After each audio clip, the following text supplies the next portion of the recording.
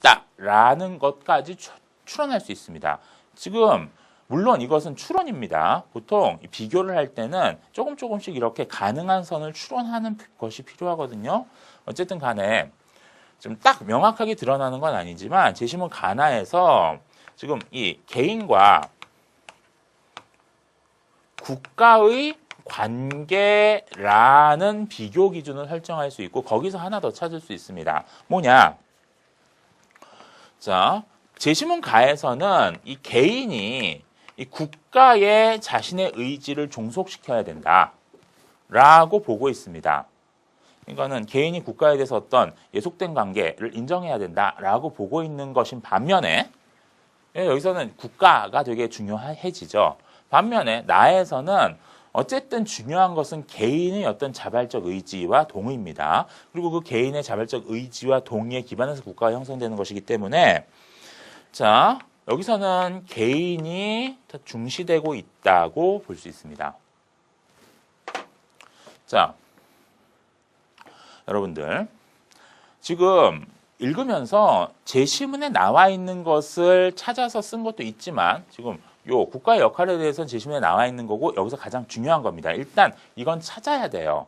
이런 문제가 출제할 땐 이걸 찾으라고 출제하는 거거든요. 이걸 찾는 건 당연하고요. 그리고 더 나아가서 여러분들이 좀 더 높은 평가를 받기 위해서 제시문에 안 보이는 부분 중에서 가능한 선까지 다른 것과의 대비관계, 다른 제시문과의 대비관계 속에서 추론할 수 있는 것들을 추론해줘야 됩니다.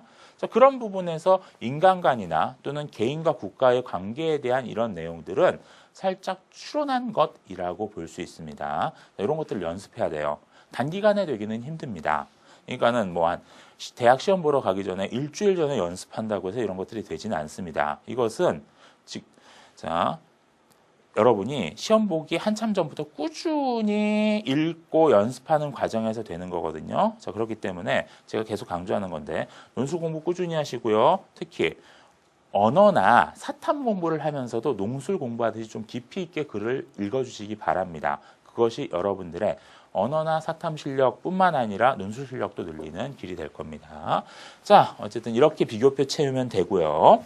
자, 아까 선생님이 대비되는 개념상 어떤 것이 있다라는 것들을 보여줬는데요. 사실 또 학생들이 좀 어려워하는 것 중에 하나는 요 비교 기준으로 도대체 어떤 걸 찾아야 되나요? 라는 것을 어려워합니다. 자, 일단 비교 기준을 쓰는 것이 꼭 필수적인 건 아닙니다. 특히 400자 정도 분량으로 써야 되는 답안 작성에서 비교 기준이 그렇게 꼭 필요한 것은 아닌데 근데 어쨌든 찾으면 도움이 되는 경우들이 많아서 일단 연습 단계에서는 찾으라고 합니다. 꼭 답안에 써야 되는 건 아니지만 연습 단계에서는 찾으라고 하고요. 자, 비교 기준으로 자주 사용되는 개념들 잠깐 이제 보여주도록 하겠습니다. 자, 이것도 꼭 여기에 나오는 개념만 쓰이는 거 아닙니다. 자, 이거 비교 기준으로 쓰이는 개념의 반도 못 보여준 건데요. 자, 그렇지만 어쨌든 이런 거 알고 있으면 좀 도움이 될 것 같아서 보여줍니다. 그러니까 이런 것들 머릿속에 넣어놓고 비교 기준 찾아야 될 때 혹시 이런 건가 한번 생각해 보시죠. 목적. 자, 뭐 예를 들어서 국가의 목적 아니면은 뭐 회사의 목적 뭐 이런 것들 목적 같은 거 비교이 될 수 있고요. 자, 목적이 있으면 그것을 이루기 위한 방식이나 수단 같은 게 있을 수 있겠죠. 다음 뭐 역할 기능 방금 이제 국가의 역할 나왔었는데요. 아니면 의의나 의미. 자, 뭐 의의라고 하는 것은 보통 어떤 것의 중요성, 필요성 이런 것들을 의의라고 하는데, 자, 그것이 어떤 의의를 가지고 있는가? 자, 그리고 뭐 한계라는 것도 이제 나올 수 있겠네요. 다음 아니면 성격과 특징, 아니면은 뭐 양상, 관계, 태도, 주체와 대상, 원리, 조건, 문제점. 어떤 문제점이 있으면 그 문제점에 원인이 있겠죠. 원인이나 이유. 자, 그리고 그 문제점에 대한 해결책, 대안, 뭐 이런 것들도 대비 기준이 될 수 있고요. 자, 비교 기준이 될 수 있고, 또 중시하는 가치. 어떤 생각이 있으면 그 생각의 밑바탕에는 가치관이 깔려 있는 경우들이 많습니다. 가치관이라는 것은 가치에 대한 관점이니까는 중시하는 가치라는 게 있을 수 있을 겁니다. 어떤 사람은 효율성을 중시할 거고, 어떤 사람은 형평성을 중시할 거고요. 이런 것들. 지향하는 사회상.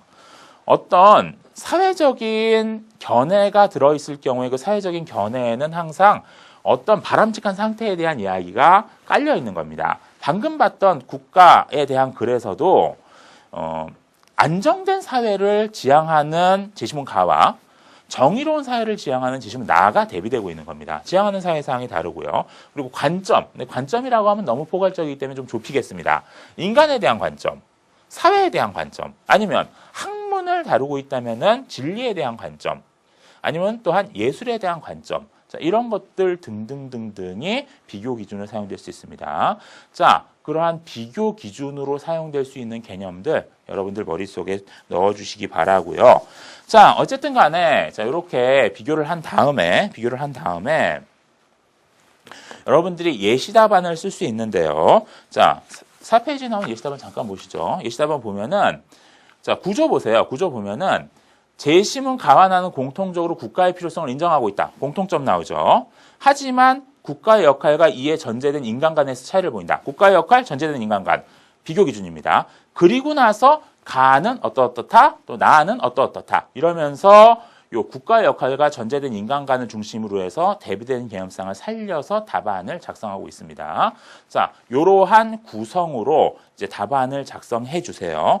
자, 공통점, 비교 기준, 그리고 가와 나의 차이점. 자, 이런 식으로 썼죠. 그러면서 가와 나의 차이점 쓸 때 이 대비되는 개념상을 부각시키는 어떤 대칭적인 구조를 이루고 있다는 것. 자, 거기까지 숙지해 주시기 바랍니다. 저기 이런 비교 문제 같은 경우에는 써야 되는 답안이 거의 정해져 있기 때문에 자, 여러분들이 이런 것들을 자꾸 써보는 연습. 그래서 선생님은 예시답안 베껴쓰기 같은 걸 추천합니다. 그걸 통해서 좀 자기 답안 구성의 기술적 완성도를 높여주시기 바랍니다. 자, 비교 분석 유형 답안 작성법 첫 번째 시간 공부 같이 했습니다. 오늘 굉장히 중요한 정보들 많이 알려줬습니다. 그런 것들을 중심으로 해서 계속 이제 연습해가는 과정이 있어야 됩니다. 자, 논술은 안다고 되는 것이 아니라 쓰는 연습 과정에서 몸에 익혀야 된다는 거 다시 한번 강조하고요.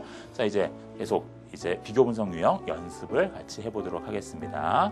자, 여러분들 수고하셨습니다.